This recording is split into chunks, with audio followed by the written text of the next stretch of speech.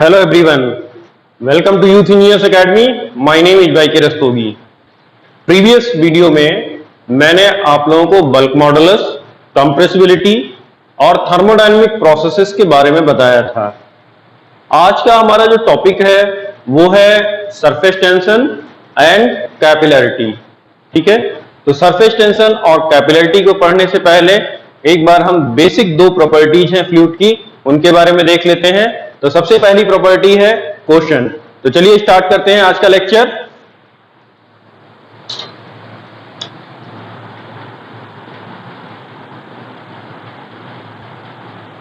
Question Hindi में बोलते हैं ससंजन, हिंदी में कहा जाता है इसको ससंजन। Cohesion, what is cohesion? Cohesion is the property due to which molecules of a fluid attracts each other. That property is known as cohesion, and the force by which molecules attracts each other is known as cohesive force. Is known as cohesive force. ससंजन बल। जब किसी तरल के molecules जिस गुण के कारण एक दूसरे को अपनी ओर आकर्षित करते हैं वही गुण ससंजन कहलाता है, और जिस बल से एक दूसरे को अपनी ओर आकर्षित करते हैं उसे हम लोग कहते हैं ससंजन बल, उसे कहा जाता है ससंजन बल। तो what is cohesion? Cohesion is actual the property due to which molecules of a fluid attracts each other। तो यहां पे आपको जो ध्यान में रखना है वो ध्यान में ये रखना है कि सिंगल फ्लूइड के बारे में बात की गई है। यहां पे जो बात की गई है दैट इज सिंगल फ्लूइड। किसी एक तरल पदार्थ, मतलब एक तरल पदार्थ है, उसके मॉलिक्यूल्स के अणुओं के बीच में जो भी अट्रैक्शन होता है, ये जो प्रॉपर्टी होती है इस प्रॉपर्टी को ही कहा जाता है ससंजन। ठीक है, अब इस प्रॉपर्टी के कारण सपोज करिए कि मॉलिक्यूल्स, एक फ्लूइड हमने लिया हुआ है ना, उसके मॉलिक्यूल्स हैं एक दूसरे को अट्रैक्ट कर रहे हैं, एक दूसरे को, ये वाला पर्टिकुलर मॉलिक्यूल दूसरे को अट्रैक्ट कर रहा है, दूसरा तीसरे को कर रहा है, सारे मॉलिक्यूल्स एक दूसरे को अट्रैक्ट कर रहे हैं। तो ये क्या करेंगे, ये जो है साइज, जो सरफेस एरिया है, सरफेस एरिया को मिनिमम रखने का प्रयास करेंगे। ठीक है, आपने कभी देखा होगा कि वाटर की जो ड्रॉपलेट होती है, वाटर की ड्रॉपलेट जो होती है वो हमेशा कैसी होती है? वाटर की ड्रॉपलेट जो होती है वो हमेशा स्फेरिकल होती है। स्फेरिकल इसलिए क्योंकि 3 डायमेंशन में अगर हम बात करते हैं, हमने बेसिक मेंसुरेशन में ये पढ़ा है कि जो स्फेरिकल शेप होता है उसका जो सरफेस एरिया होता है वो सबसे मिनिमम होता है। तो वाटर का जो ड्रॉपलेट होता है उसका स्फेरिकल शेप जो है वो इसी प्रॉपर्टी के कारण होता है। ठीक है, that property is known as cohesion. That property is known as cohesion. Is it clear? Now the second property, and this second property is known as adhesion. Adhesion, इसको कहते हैं आसंजन। आसंजन, ठीक है। देखिए, एक आपको बहुत ही अच्छा एडिसिव के बारे में पता होगा, फेविकोल। फेविकोल एक बहुत अच्छा एडिसिव है। तो एडिसिव है तो हम इस एडिसिव का यूज कब करते हैं, है ना? जब हमें दो चीजों को क्या करना होता है, चिपकाना होता है, आपस में जोड़ना होता है, तो हम इसका यूज करते हैं एडिशन। तो एडिशन का मतलब ये हो गया, जैसे यहां पे मैंने बात किया property due to which molecules of a fluid attracts each other, तो यहां पे सिंगल फ्लूइड के बारे में बात कर रहा हूं, लेकिन यहां पर एडिशन में क्या आ जाएगा? एडिशन में दो डिफरेंट फ्लूइड के बारे में बात होगी, या फिर एक फ्लूइड और एक सॉलिड सरफेस के बारे में बात की जाएगी। ठीक है, so what is adhesion? Adhesion is the property due to which molecules of two different fluids और a fluid and solid attracts each other. That property is known as addition. Addition को हिंदी में कहते हैं आसंजन। ओके, नाउ अगर हम force के बारे में बात करें कि किस फोर्स से एक दूसरे को अट्रैक्ट कर रहे हैं, तो उस फोर्स को हम लोग कहते हैं एडिसिव फोर्स, उस फोर्स को कहते हैं एडिसिव फोर्स या फिर आसंजन बल, या फिर आसंजन बल। तो यहां पे देखिए, this is the property due to which molecules of two different fluids or a fluid and a solid attracts each other. Okay, so जैसे कि आपने यहां पे देखा, यहां पे सिंगल फ्लूइड की बात कर रहे हैं, यहां पर हम दो डिफरेंट फ्लूइड्स के बारे में बात कर रहे हैं, या फिर एक फ्लूइड और एक सॉलिड का इंटरफेस है उसके बारे में बात कर रहे हैं। ठीक है, तो this property is known as adhesion. ठीक है, दोनों ही मॉलिक्यूल्स के बीच का अट्रैक्शन है, क्वेश्चन हो या एडिशन हो, दोनों ही मॉलिक्यूल्स के बीच का अट्रैक्शन है, आकर्षण है, लेकिन एक ही तरल के मॉलिक्यूल्स के बीच में जो अट्रैक्शन है वो है, और दूसरा जो है दो अलग अलग तरल, दो अलग अलग फ्लूइड या एक फ्लूइड और एक सॉलिड के मॉलिक्यूल्स के बीच का अट्रैक्शन। ठीक है, अब आपने देखा होगा वाटर को अगर आप किसी सरफेस पे डालते हो कहीं भी, चाहे वो वुडन सरफेस हो या फिर आपका प्लेन सरफेस हो, मतलब फ्लोर पे हो आप डाल देते हो वाटर को, या ग्लास के ऊपर आप डाल देते हो। चलिए ग्लास का एग्जांपल ले लेते हैं। मान लीजिए वाटर को आपने ग्लास के ऊपर डाला है, बारिश हो रही है, बाहर विंडो पे ग्लास लगा हुआ है, तो आप देखते हो कि विंडो के ऊपर वाटर की कुछ ड्रॉपलेट्स जो हैं वो रुक जाती हैं, वाटर की ड्रॉपलेट्स रुक जाती हैं। ऐसा किसकी वजह से होता है? ऐसा होता है एडिशन प्रॉपर्टी की वजह से, क्योंकि वाटर का जो एडिशन होता है वो बहुत ज्यादा होता है। वो मोस्ट ऑफ द सर्फेसेस पे अगर आप देखोगे तो वाटर जो होता है, वाटर के मॉलिक्यूल्स जो हैं वो उससे चिपक जाते हैं, एडिसिव हो जाते हैं। ठीक है, क्योंकि वाटर का जो एडिशन होता है या एडिसिव फोर्स होता है वो काफी ज्यादा होता है। अब हम सेकेंड ले लेते हैं पारा मरकरी।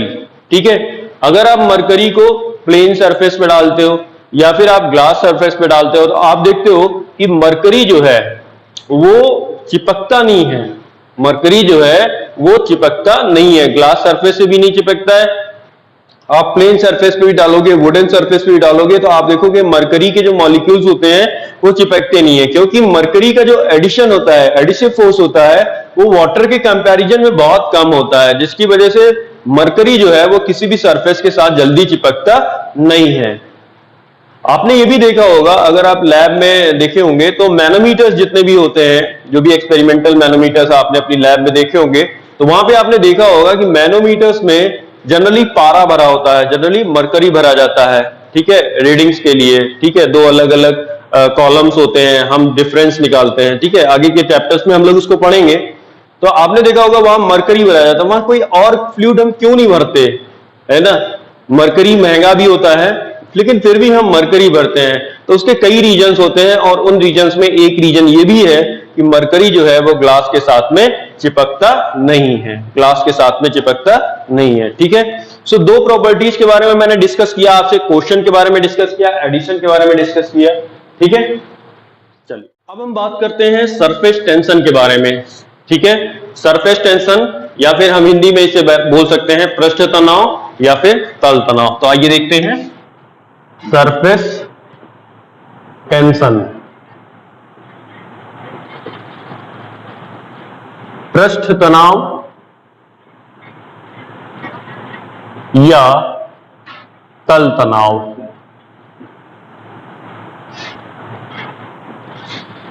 ठीक है, देखिए सरफेस टेंशन को लेकर अगर आपके दिमाग में कुछ ऐसा हो कि फ्लूइड की प्रॉपर्टी है, तो ऑब्वियस सी बात है एक फिनोमिना है, ये किसी सिंगल फ्लूइड के साथ में आपको कभी नहीं देखने को मिलेगा। ठीक है, ये एक फ्लूइड या तो ये दो फ्लूइड्स के इंटरफेस पे आपको मिलेगा, या ठीक है, या फिर एक फ्लूइड और एक गैस, ठीक है, मतलब एक लिक्विड और एक गैस, या फिर दो इमिसिबल लिक्विड्स के इंटरफेस पे आपको ये देखने को मिलेगा। ठीक है, तो what is this surface tension? क्या है surface tension? Actually tensile force. आप दो इमिसिबल लिक्विड लीजिए, इमिसिबल लिक्विड्स का मतलब होता है ऐसे लिक्विड्स जो आपस में ना मिले, आपस में घुले नहीं, एक दूसरे के साथ मिले नहीं, ठीक है।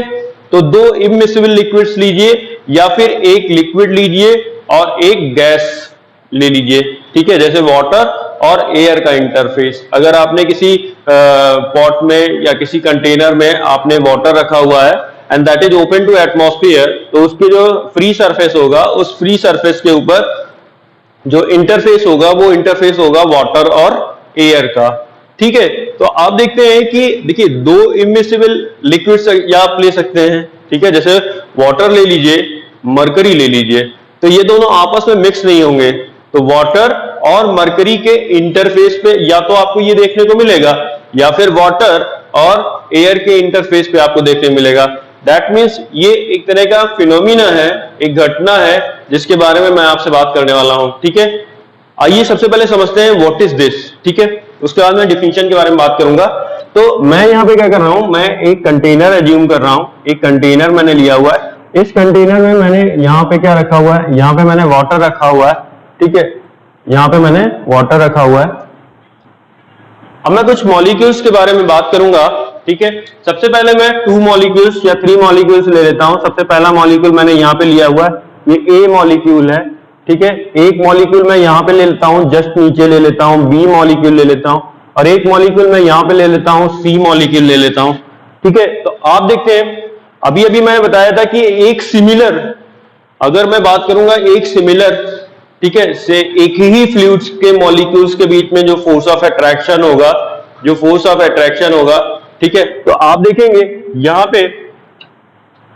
पे इस मॉलिक्यूल के इस तरफ राइट लेफ्ट ऊपर नीचे बाएं दाएं इन ऑल डायरेक्शंस, है ना, इसी फ्लूइड्स के मॉलिक्यूल्स हैं। तो फोर्स ऑफ, कौन सा फोर्स आएगा, कॉशिफ फोर्स आएगा। कौन सा फोर्स आएगा, कॉशिफ फोर्स आएगा। और कॉशिफ फोर्स के कारण, ठीक है, सभी तरफ से समान कॉशिफ फोर्स आएगा क्योंकि एक ही फ्लूइड के मॉलिक्यूल्स हैं। तो इस वजह से जो मॉलिक्यूल ए है वो आपका कंप्लीटली इक्विलिब्रियम में रहेगा, कंप्लीटली इक्विलिब्रियम में रहेगा। अब क्या कर रहा हूं मैं, ये फ्री सरफेस से जस्ट नीचे मैंने एक बी मॉलिक्यूल लिया है। यहां पे भी अगर आप देखोगे तो सभी तरफ से जो आपका फोर्स होगा वो कैसा होगा, समान होगा। और आपका ये वाला जो बी मॉलिक्यूल है ये भी कैसा हो जाएगा, ये भी आपका कंप्लीटली इक्विलिब्रियम में हो जाएगा, कंप्लीटली इक्विलिब्रियम में हो जाएगा। इसके बाद में यहां पे बात करते हैं, तो आप देखोगे इसके इस तरफ तो इसी फ्लूइड के मॉलिक्यूल्स हैं, ठीक है, नीचे भी इसी फ्लूइड के मॉलिक्यूल्स हैं, लेकिन इसके जो ऊपर है, इसके ऊपर क्या है, इसके ऊपर है एयर, ठीक है, इसके ऊपर क्या है, एयर, ठीक है। तो मॉलिक्यूल्स कौन से जाएंगे, मॉलिक्यूल्स दूसरे फ्लूइड के हो गए, ठीक है। तो यहां पे क्या होगा, यहां पे आप देखोगे तो इस तरीके का आपको मिलेगा, ठीक है। तो ये एयर के मॉलिक्यूल्स और लिक्विड वाटर के मॉलिक्यूल्स के बीच में जो फोर्स ऑफ अट्रैक्शन होगा that will be known as adhesion, adhesive force, ठीक है। लेकिन वाटर के अपने मॉलिक्यूल्स के बीच में जो फोर्स ऑफ अट्रैक्शन होगा दैट विल बी कॉशिव फोर्स, ठीक है।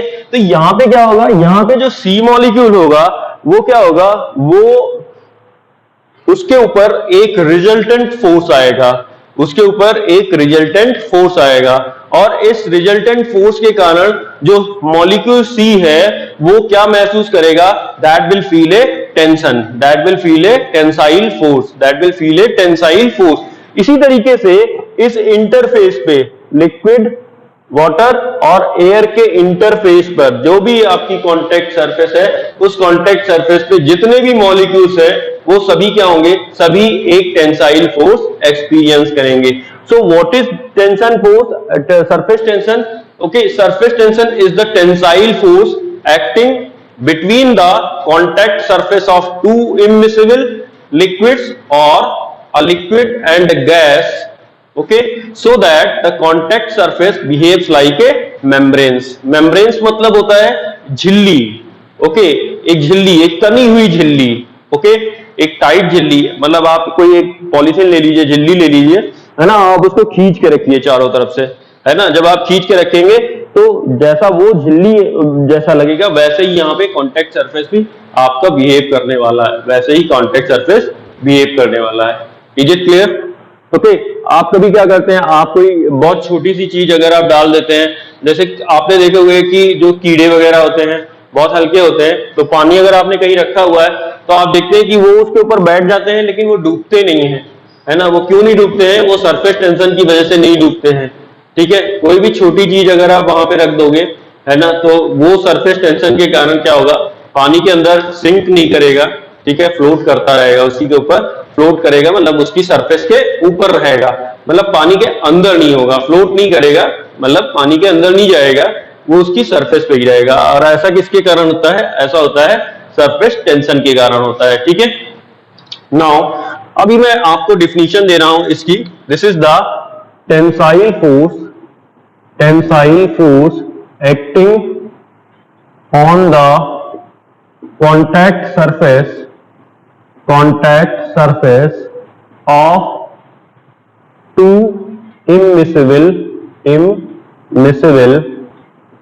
liquids or a liquid and a gas, so that contact surface behaves like a membrane. Okay, तो किस तरीके से हम लोग इसको डिनोट करेंगे? सिग्मा से, ठीक है। तो थोड़ा सा कंफ्यूजिंग हो सकता है आपके लिए, है ना। सिग्मा को हम लोग स्ट्रेंथ ऑफ मटेरियल में स्ट्रेस के लिए डिनोट करते हैं, लेकिन यहाँ पे चूंकि स्ट्रेस नहीं आने वाला है ना, तो इसलिए कोई आपको प्रॉब्लम नहीं होनी चाहिए। सरफेस टेंशन को हम लोग सिग्मा से डिनोट करने वाले हैं, ठीक है। तो what will be the mathematical form? Okay, तो sigma is the equals to the tensile force upon length of contact surface, ठीक है। तो सिग्मा को हम लोग लिख सकते हैं, sigma is equals to F upon L, okay, F upon L. तो अगर हम यूनिट की बात करेंगे, सरफेस टेंशन के यूनिट की बात करेंगे, तो एमकेएस, एसआई और सीजीएस, इन तीन यूनिट सिस्टम में सरफेस टेंशन की यूनिट क्या होगी, ठीक है। तो मैं आपको बता चुका हूं, एमकेएस यूनिट सिस्टम में फोर्स की जो यूनिट होती है वो होती है किलोग्राम फोर्स, और लेंथ की यूनिट जो है वो मीटर होती है। एसआई में इसे हम न्यूटन पर मीटर लिख सकते हैं, और यहां पर इसे डायन पर सेंटीमीटर लिख सकते हैं। एक थोड़ा सा यहाँ पे एसआई यूनिट जो है वो मुझे थोड़ा सा इंपॉर्टेंट लग रहा है। यहाँ पे देखिए एसआई यूनिट के बारे में, सिग्मा की एसआई यूनिट है न्यूटन पर metre, okay. This is the SI unit of surface tension, ठीक है, SI unit of surface tension. अब अगर मैं मीटर से ऊपर नीचे मल्टीप्लाई कर दूं, तो ऊपर आ जाएगा न्यूटन मीटर और नीचे आ जाएगा मीटर स्क्वायर। न्यूटन मीटर को मैं लिख सकता हूं joule upon metre square. So what is this? This is the unit of energy, and metre square is the unit of area. तो दैट मीन्स कि सरफेस टेंशन कुछ ऐसा भी हो सकता है क्या? ओके, कि ये एनर्जी अपॉन एरिया हो सकता है। तो बिल्कुल हो सकता है, ठीक है, बिल्कुल हो सकता है। आप जानते हैं जब भी हम किसी चीज के ऊपर फोर्स लगाते हैं तो हमारे द्वारा लगाया गया फोर्स उस बॉडी के अंदर एक एनर्जी के रूप में स्टोर हो जाता है, ठीक है। तो यहां पे क्या है? यहां पर भी फोर्स आ रहा है, रिजल्टेंट फोर्स आ रहा है, जितने भी मॉलिक्यूल्स हैं सरफेस पे उन पर रिजल्टेंट फोर्स आ रहा है, ठीक है। जब रिजल्टेंट फोर्स आ रहा है that means there is some energy involve. तो हम सरफेस टेंशन को कह सकते हैं कि surface tension is the surface energy per unit area of contact surface. तो यहां से एक दूसरी डिफिनीशन भी यहां से निकल के आती है, एंड दैट इज, यहां पे मैं लिख रहा हूं, that is surface energy per unit area of contact surface. तो ध्यान दीजिएगा, कुछ एग्जाम्स हैं जैसे एसएससी जेईई में ही इस चीज को इस तरीके से पूछा गया। आपको पता है this is force per unit length, आपके दिमाग में यूनिट है न्यूटन पर मीटर का, है ना। बट आपसे अगर क्वेश्चन पूछा जाता है कि what is the unit of surface tension, और चार ऑप्शन दिए हुए हैं और चारों में से ये कोई कहीं पर भी रिफ्लेक्ट नहीं हो रहा है, तो तो आप देखिए हो सकता है कि ये वाला ऑप्शन दिया हो, ठीक है, जूल पर मीटर स्क्वायर। ठीक है, तो जब आप यूनिट के बारे में ध्यान रखेंगे, सरफेस टेंशन की यूनिट के बारे में ध्यान रखेंगे, तो आप इन यूनिट्स के साथ साथ आप इस यूनिट को भी ध्यान रखेंगे। Okay, because surface tension is nothing but the surface energy per unit area of contact surface. संपर्क सतह के प्रति इकाई क्षेत्रफल की जो सरफेस पृष्ठ ऊर्जा है उसी को पृष्ठ तनाव कहा जाता है, उसी को हम लोग क्या कहते हैं, पृष्ठ तनाव। ठीक है, अभी हम लोग क्या करने वाले हैं, अभी हम लोग तीन डिफरेंट सिस्टम्स में सरफेस टेंशन निकालने वाले हैं। ठीक है, so this is the liquid droplet, द्रव की एक बूंद। ठीक है, तो यहां पे मैं जो बूंद लेके चल रहा हूं, पानी की बूंद लेके चल रहा हूं, पानी भी एक लिक्विड है, लिक्विड ड्रॉपलेट के बारे में बात कर रहे हैं। ठीक है, तो आप देखिए, सपोज करिए यहां पे एक लिक्विड ड्रॉपलेट है, ये इस तरह से लिक्विड ड्रॉपलेट है। ठीक है, कुछ पैरामीटर्स ले लेते हैं, जैसे let D is the diameter of liquid droplet. Okay, sigma is the surface tension and P is the absolute pressure inside the droplet, ठीक है, ये एब्सोल्यूट प्रेशर है, तो एब्सोल्यूट प्रेशर को हम लोग लिख सकते हैं P atmospheric plus delta P। So this delta P is the gauge pressure inside the droplet, it is the gauge pressure inside the droplet, it is the gauge pressure inside the droplet,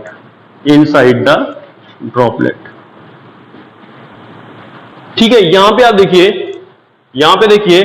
जो droplet होती है, droplet किस तरह से बनी होती है, इसके अंदर क्या होगा, ये पूरा जो ड्रॉपलेट होगा इसके अंदर लिक्विड भरा होगा। मान लीजिए मैं वाटर का ड्रॉपलेट लिया हूं, तो यहां पे अंदर क्या होगा, अंदर होगा वाटर और बाहर क्या होगा, बाहर होगा एयर। तो यहां पर ये एक इंटरफेस बन रहा है, this outside, okay, this is the interface, और इस इंटरफेस पर हमें सरफेस टेंशन का फिनोमिना मिलेगा। ठीक है, सरफेस टेंशन हमें यहां पर मिलेगा। ठीक है, तो हम उसी के बारे में बात करेंगे। ठीक है, तो सबसे पहले क्या करते हैं, सबसे पहले इस लिक्विड ड्रॉपलेट को दो पार्ट्स में डिवाइड कर लेते हैं। ठीक है, तो दो पार्ट्स में जब डिवाइड करेंगे तो किस तरीके से आपको दिखाई देगा। ठीक है, मैं एक पार्ट यहां पे बना रहा हूं लाइक दिस। ठीक है, इसकी सरकमफेरेंस पे जो फोर्स होगा that will be the surface tension,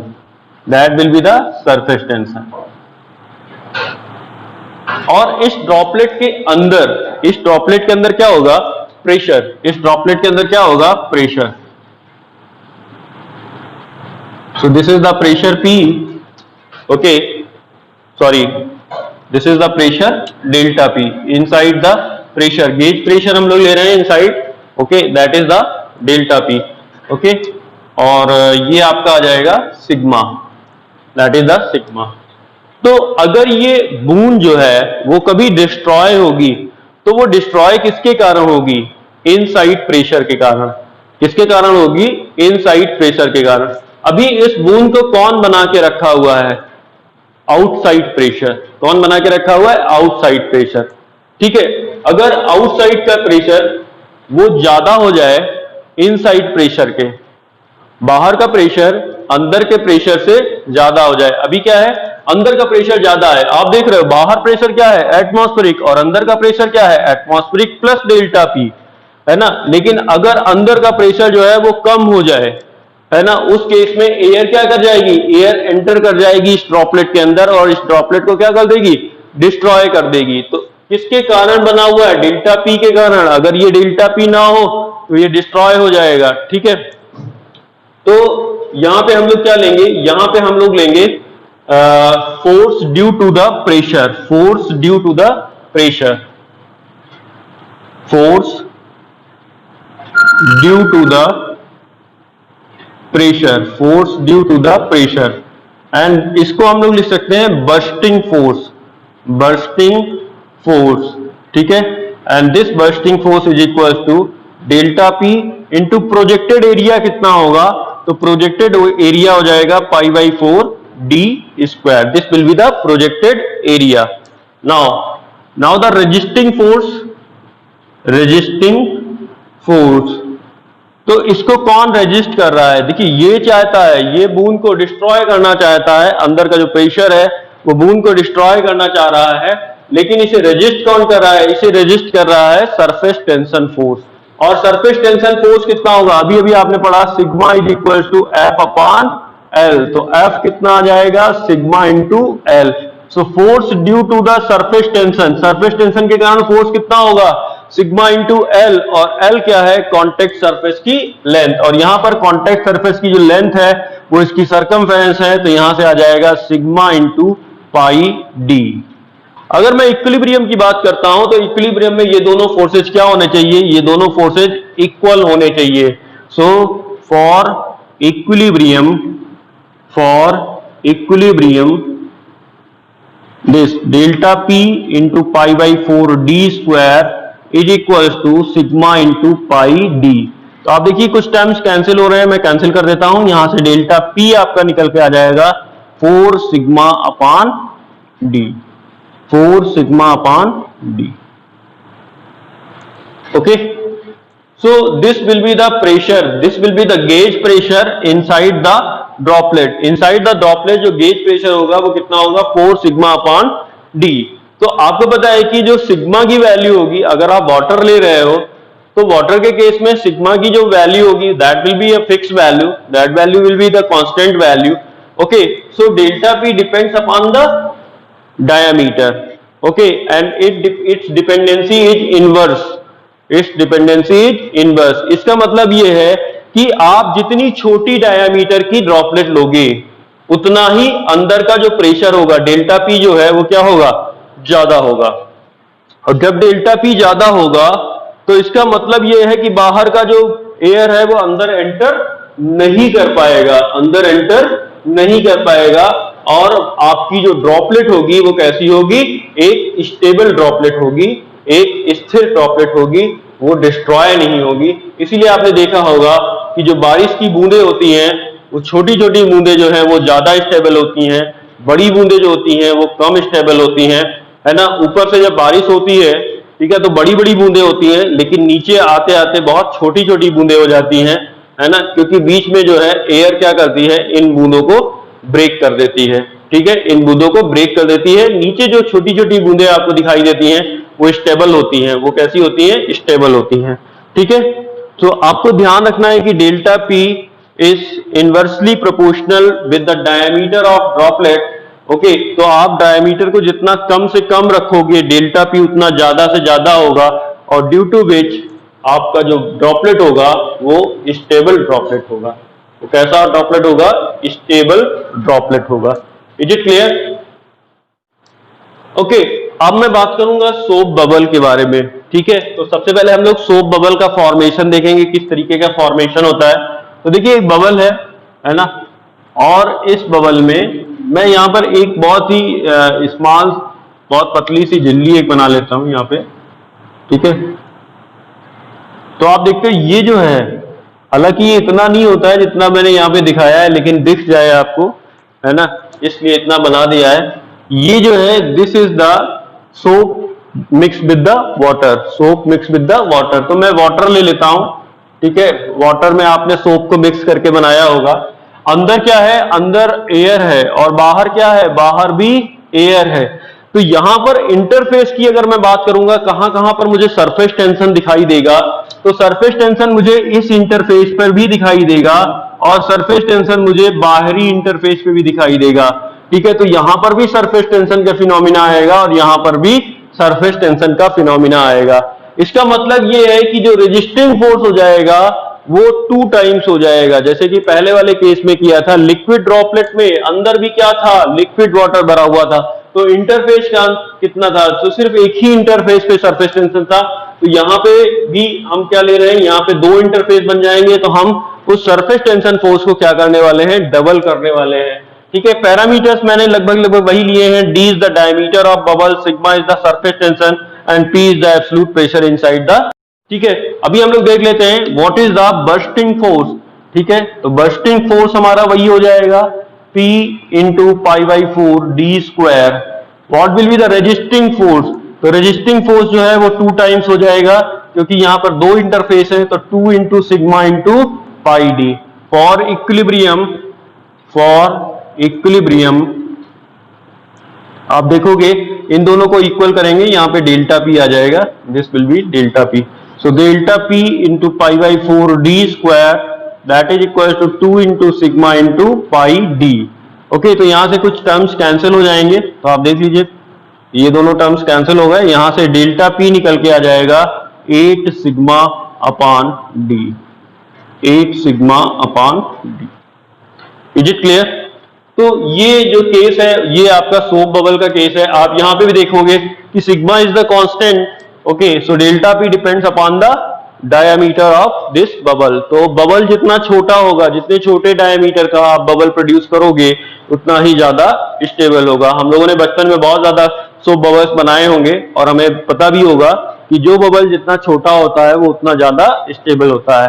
हालांकि हमारी कोशिश रहती थी कि हम बड़े से बड़े बबल का निर्माण करें, लेकिन आप देखते थे जब हम हवा भरते थे उसमें, ठीक है, तो थोड़ी देर के बाद में बबल क्या होता था, बबल जो है बर्स्ट कर जाता था।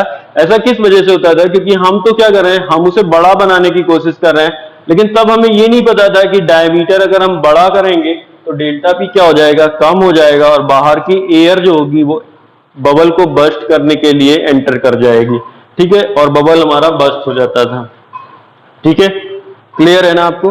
चलिए ओके, नेक्स्ट जो हम लोग देखने वाले हैं वो है एक लिक्विड जेट। तो थर्ड आपका जो टॉपिक है सरफेस टेंशन में वो है एक लिक्विड जेट। ठीक है, तो आइए देखते हैं लिक्विड जेट। सो ये आपका एक लिक्विड जेट मैं यहाँ पे अज्यूम कर रहा हूं, this is the liquid jet.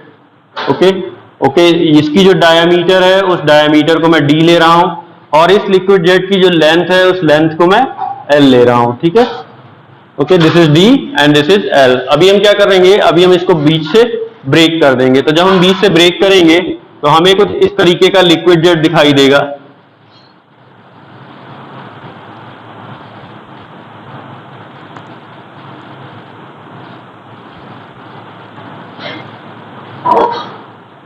ठीक है, हमें कुछ इस तरह का लिक्विड जेट ये दिखाई देगा। ठीक है, तो आप देखिए इसमें जो प्रेशर होगा, इनसाइड जो प्रेशर होगा वो इस एरिया के ऊपर होगा, और जो सरफेस टेंशन फोर्स होगा वो यहां पे होगा, कॉन्टैक्ट सरफेस पे।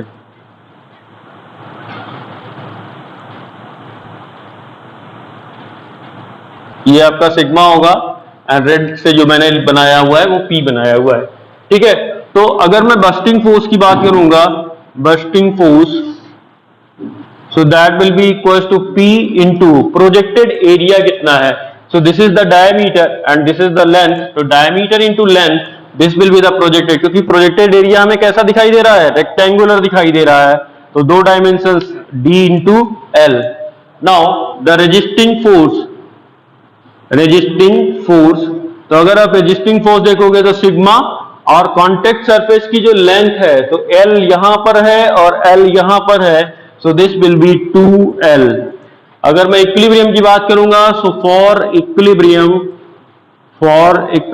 इन दोनों को मैं इक्वेट करना चाहूंगा, this is delta P, this is delta P. Okay, so delta P into D into L that is equal to sigma into 2L। यहां से L और L कैंसिल हो जाएगा, और डेल्टा P की जो वैल्यू है वो आ जाएगी 2 सिग्मा अपान डी, 2 सिग्मा अपान डी। ठीक है, तो आपको ये भी ध्यान रखना है कि यहां पर भी क्या है, यहां पर भी डायामीटर के ऊपर डिपेंड करता है। ठीक है, जितना लिक्विड जेट का डायामीटर जितना कम से कम रहेगा, लिक्विड जेट जो है वो हमारा उतना ही स्टेबल होगा, उतना ही स्टेबल जेट होगा।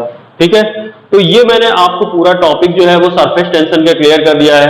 ठीक है, अभी हम लोग क्या करेंगे, अभी हम लोग कैपिलरिटी के बारे में देखेंगे। ठीक है, next topic is capillarity.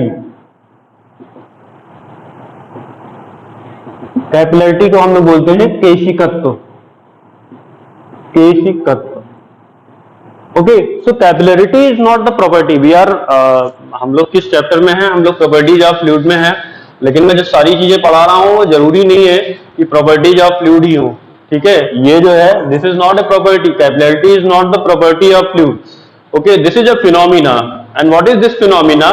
When a small diameter tube is held vertically in a liquid, then rise or fall of liquid level with respect to adjacent general level of liquid, that is known as capillarity, that is known as capillarity. ठीक है, तो capillarity क्या है? Capillarity एक घटना है, और ये क्या घटना है? जब हम एक स्मॉल डायमीटर की ट्यूब, जिसे हम लोग केशनली कहते हैं, कैपिलरी ट्यूब कहते हैं, उसे जब हम किसी लिक्विड में वर्टिकली, दैट मींस ऊर्ध्वाधर, उसे हम हेल्ड करते हैं, खड़ा करते हैं, तो जो लिक्विड का जनरल लेवल होता है जिसमें आपने इसको खड़ा किया हुआ है, उस जनरल लेवल से लिक्विड का राइज कर जाना या फॉल कर जाना, okay, that incident, that phenomena is known as capillarity. ठीक है, तो आइए देखते हैं कैपिलरिटी की डिफिनेशन क्या हो सकती है। So this is a phenomena, सबसे पहले ध्यान रखना है, this is the phenomena, this is the phenomena, this is the phenomena of rise और fall of liquid in a small diameter tube, and this small diameter tube is known as capillary tube. With respect to general level of liquid, when it is held vertically in liquid, held vertically in liquid. So capillarity को हम लोग express करते हैं mm, millimetre और centimetre of liquid में। ठीक है, so it is expressed in centimetre और मिलीमीटर ऑफ लिक्विड। ठीक है, कितना सेंटीमीटर राइज किया या कितना मिलीमीटर राइज किया, कितना सेंटीमीटर फॉल किया या कितना मिलीमीटर फॉल किया, उससे हम लोग इसको एक्सप्रेस करते हैं। ठीक है, तो अभी क्या है कि कैपिलरी में हम लोग दो फिनोमिना देखते हैं, एक तो कैपिलरी राइज का फिनोमिना होता है और एक कैपिलरी फॉल का फिनोमिना होता है। ठीक है, तो इन दोनों में से कोई भी हम एक देख लेते हैं। कैपिलरी राइज हम लोग देख लेते हैं, क्योंकि फॉर्मूला जो है वो दोनों के लिए सेम है, सिमिलर फॉर्मूला है। ठीक है, तो सेम फॉर्मूले पे है, तो हम लोग देख लेते हैं। ठीक है, आइए।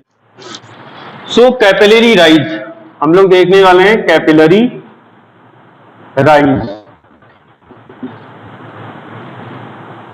Capillary rise. ठीक है, तो एक मैं यहां पे सेटअप बना लेता हूं। Okay, so this is the setup, this is the general level of liquid.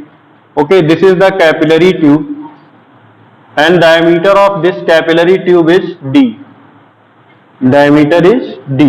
ठीक है, जब आप इस कैपिलरी ट्यूब को इसमें वर्टिकली हेल्ड करते हैं, तो यहां पर क्या होता है, लिक्विड जो है वो राइज कर जाता है, लिक्विड राइज कर गया, तो जिस हाइट तक राइज किया है, इस हाइट को मैं ले लेता हूं H।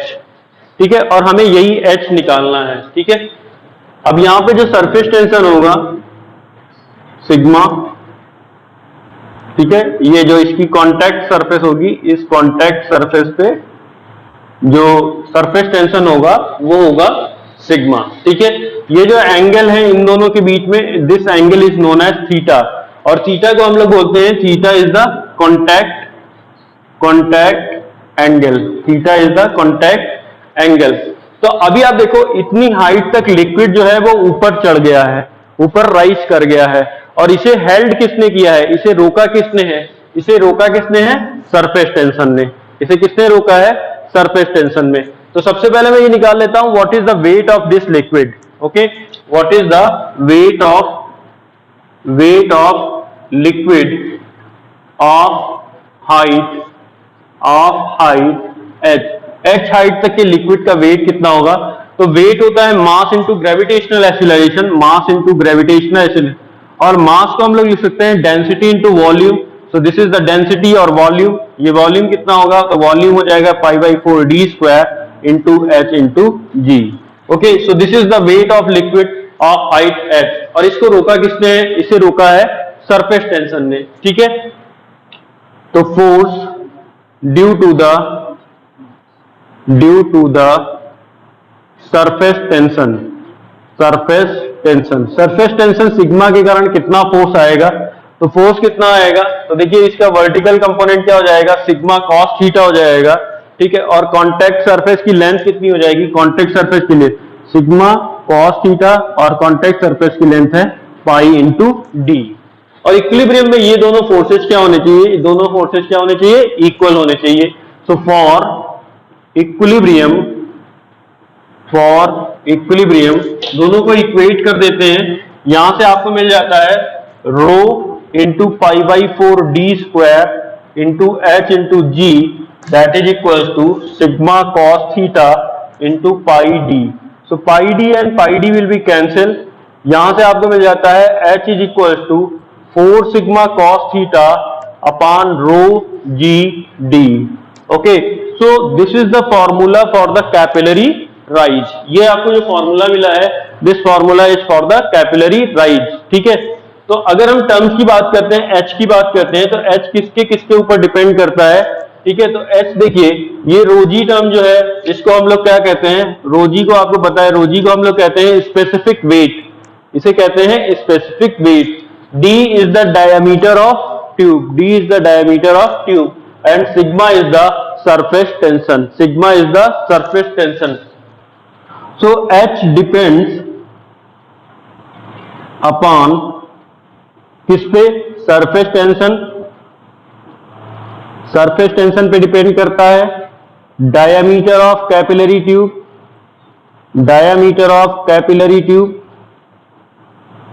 And specific weight of liquid जिसमें इस कैपिलरी ट्यूब को हेल्ड किया गया है। ठीक है, अब डिपेंडेंसी देखिए, कैपिलरी राइज हो या कैपिलरी फॉल हो, वो किसके ऊपर डिपेंड करता है, सरफेस टेंशन। और किस तरीके से डिपेंड करता है, प्रोपोर्शनल है, सरफेस टेंशन जितना ज्यादा होगा कैपिलरी राइज या फॉल उतना ही ज्यादा होगा। ठीक है, स्पेसिफिक वेट और डायमीटर से ये इनवर्स रिलेशनशिप में है, जितने कम डायमीटर की आप कैपिलरी ट्यूब लेंगे उतना ही ज्यादा राइज या फॉल होगा। ठीक है, स्पेसिफिक वेट की बात कर लेते हैं, स्पेसिफिक वेट जितना ज्यादा होगा ये उतना ही कम होगा, या फिर जितना कम होगा ये उतना ही ज्यादा होगा। ठीक है, अब यहाँ पे एक टर्म आ रहा है that is theta, theta is the contact angle, तो theta is the contact angle, तो थीटा के बारे में बात कर लेते हैं। ठीक है, theta will be taken as 0 degree, किसके लिए, फॉर वाटर एंड ग्लास। ठीक है, अगर एक ग्लास की ट्यूब है और वाटर को आपने एक लिक्विड के तौर पे लिया हुआ है, तो थीटा की वैल्यू हम लोग क्या पुट करेंगे, 0। जब थीटा आप यहाँ पे 0 रखेंगे तो दिस विल बी cos 0, और cos 0 का वैल्यू होता है 1, तो यहां से h की वैल्यू आ जाएगी 4 sigma upon rho g D. तो ये जो आएगी किसके लिए आएगी, वाटर और ग्लास ट्यूब के लिए आएगी। थीटा की वैल्यू हम लोग लेते हैं 130 degree for mercury and glass tube, तो थीटा का वैल्यू जब आप 130 डिग्री रखोगे तो आप देखोगे cos 130 डिग्री का जो वैल्यू आता है वो निगेटिव वैल्यू आता है। इसका मतलब h की वैल्यू यहाँ पे कैसी आने वाली है, h की वैल्यू यहाँ पे निगेटिव आने वाली है। h की निगेटिव वैल्यू का मतलब होता है there is a capillary fall, that means कि मरकरी और ग्लास ट्यूब का यदि आप कॉम्बिनेशन लेते हैं तो उस केस में मरकरी जो है वो ट्यूब के अंदर जनरल लेवल से क्या कर जाएगा, फॉल कर जाएगा, जनरल लेवल से नीचे चला जाएगा। ठीक है, सो ये दो वैल्यूज हैं 0 डिग्री और 130 डिग्री। बाकी क्वेश्चन में कभी कभी जैसे 132 डिग्री या 128 डिग्री दिया हुआ है तो आप वही लोगे, लेकिन अगर नहीं दिया हुआ है तो उस केस में फिर आप 130 डिग्री ले सकते हैं। ठीक है, सो आज के लेक्चर में मैंने आपको क्वेश्चन, एडिशन, सरफेस टेंशन और कैपिलरिटी के बारे में बताया, और कैपिलरी राइज के लिए हमने एक यहाँ पर फॉर्मूला भी डिराइव किया है, and same formula is valid for capillary fall also. Okay, तो नेक्स्ट वीडियो में हम जो है कुछ नए टॉपिक्स के साथ आपसे मिलेंगे। तब तक के लिए थैंक यू वेरी मच।